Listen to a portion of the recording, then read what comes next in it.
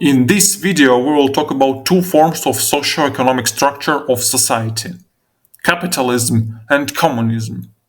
There is a large field for immersion in historical facts, and today we will highlight the foundations of one and the other system and touch on the history of their development. Let's go!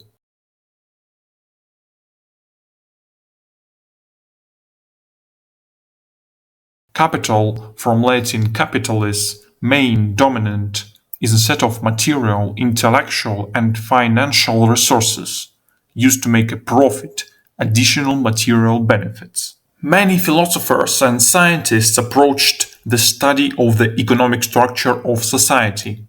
So, there are a large number of definitions of capitalism.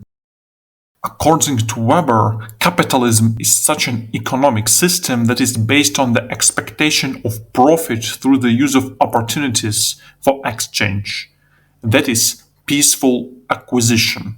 According to Sombart, capitalism is a socio-economic formation based on the private property of the means of production and the use of the labor of hired workers who do not have the means of production and sell their labor resources. According to Lenin, capitalism is commodity production at the highest stage of its development, when labor power also becomes a commodity. Let's define that capitalism in my further story is a form of socio-economic structure based on private property and the pursuit of profit.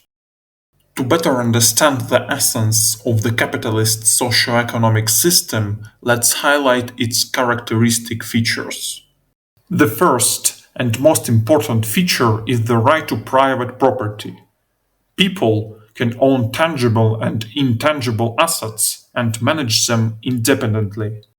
Under the capitalist system, the main driving force in the economy is the desire to make a profit, improve one's material well-being. Market mechanisms of economic regulation prevail. Entrepreneurs freely exchange goods. The cost of goods and services is determined by supply and demand. There is competition between entrepreneurs. Wage labor is widely used. In a capitalist society, the mechanism of contractual relations is actively used. Contracts are concluded between the subjects of economic relations, the execution of which is ensured by third parties.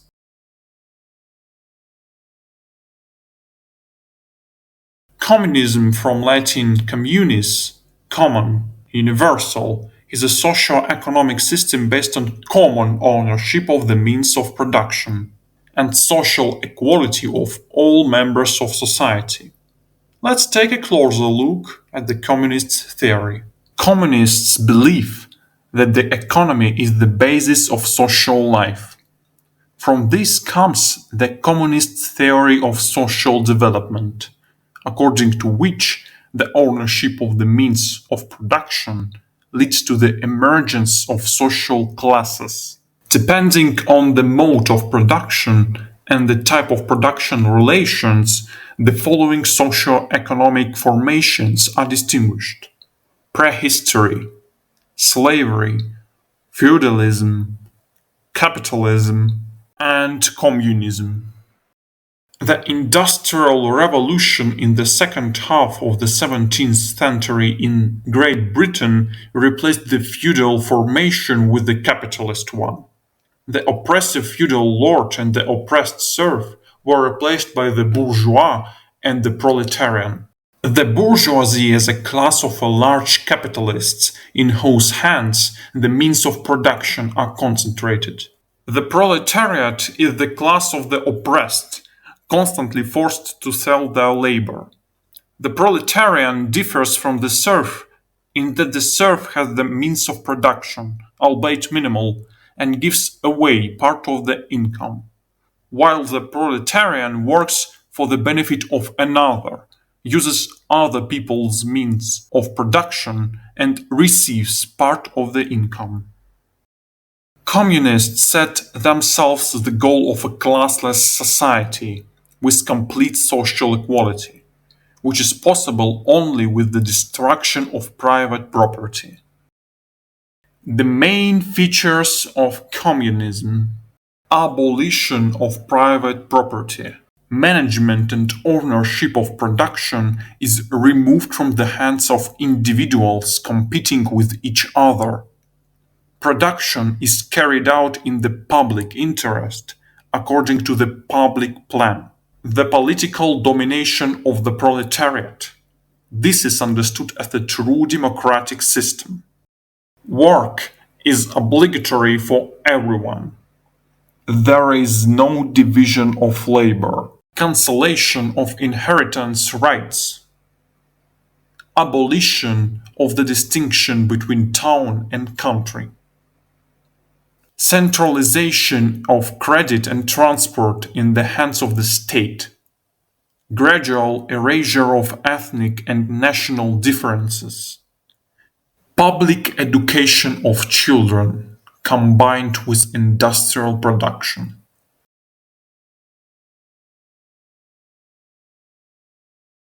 The first manifestations of the traits of capitalism can be traced to ancient Mesopotamia, Assyria, around 1850 BC.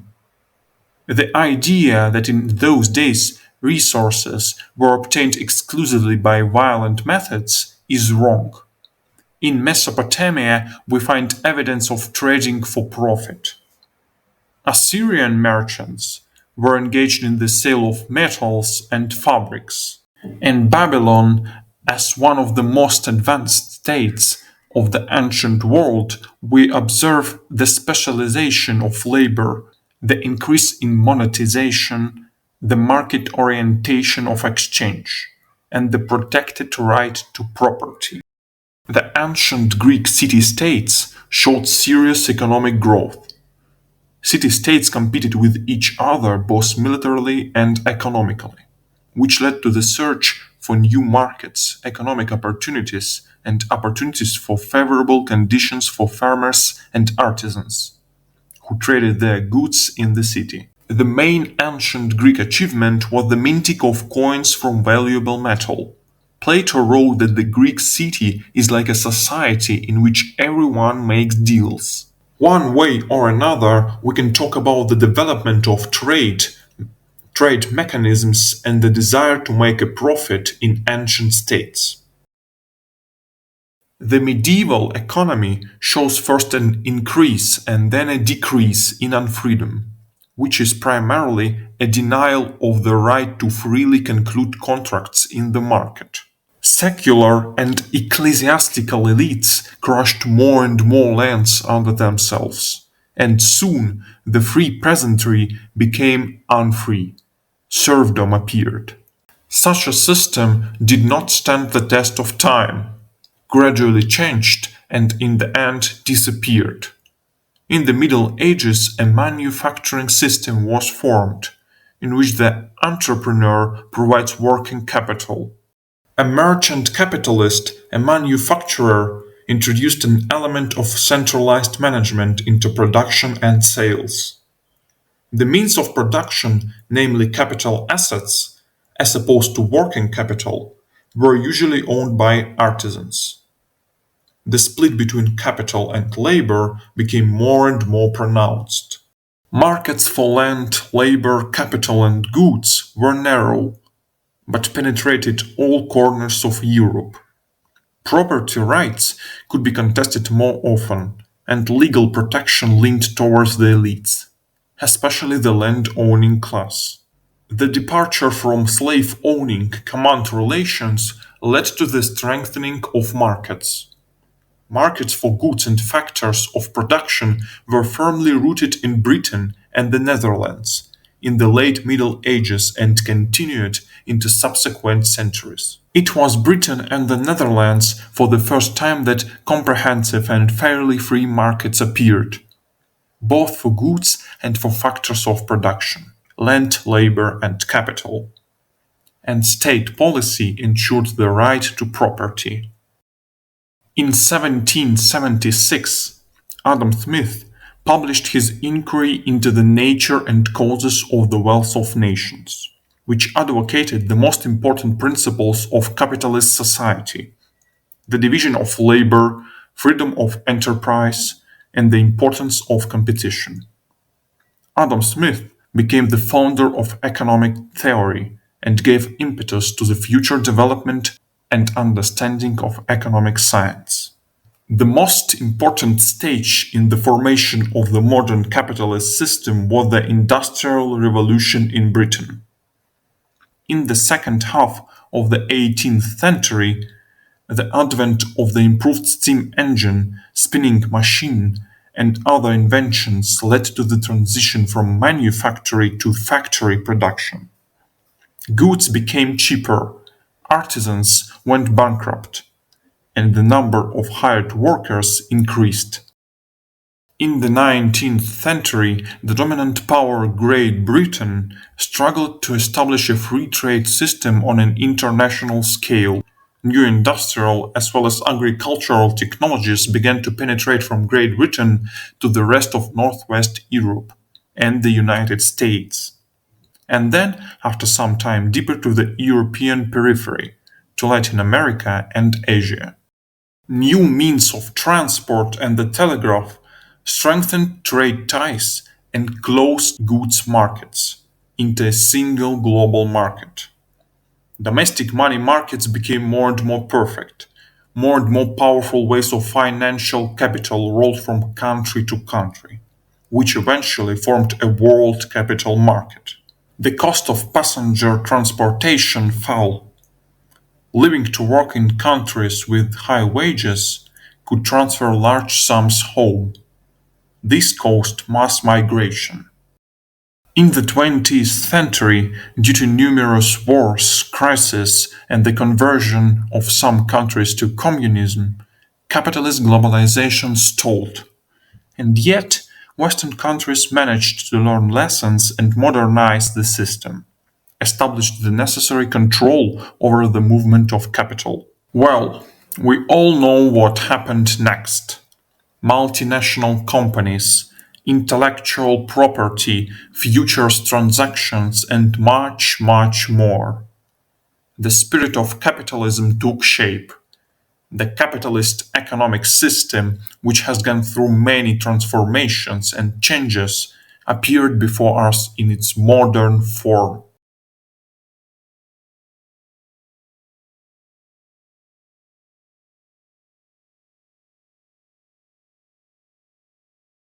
There is a significant difference between communism and capitalism. Capitalism begins to appear at a certain stage in the development of society, with a certain freedom of the members of society independently. A socialist, communist society cannot appear by itself. It must be created by the people. Communist ideas arise in spite of the capitalist system, with the growth of social inequality. We can see the formation of the first such ideas nowhere else than in ancient Greece.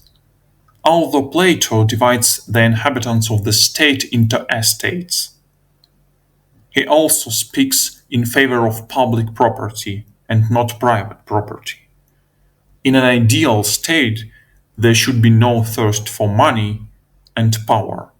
There is also an opinion about the role of Christianity in the development of communist ideas. Jesus states that it is easier for a camel to go through the eye of a needle than for a rich man into the kingdom of the heavens. Sell what you have and give it to the poor, Jesus said. However, the Bible does not explicitly say that it is bad to be rich. In the Middle Ages, associations of people who spoke out for the socialization of property continued to appear, including religious groups such as the Hussites and Anabaptists. In 1516, Thomas More's Utopia was published. In the book, the philosopher describes an ideal social system, the main criterion of which is the absence of private property. According to Thomas More, private property is the cause of all social ills and the exploitation of some people by others. However, in utopia there is a such social class as slaves. A century later, we see almost the same views in Tommaso Campanella's City of the Sun. Communist ideas are gaining momentum. The French radical thinkers of the 18th century pioneered the communist agenda, calling for the abolition of all private wealth, on the grounds that it was the cause of all the disasters known to mankind. In 1775, Morelli, in his treatise, speaks of greed as the only universal vice known to him. Around the same time, the French, who advocated social equality, called themselves communists.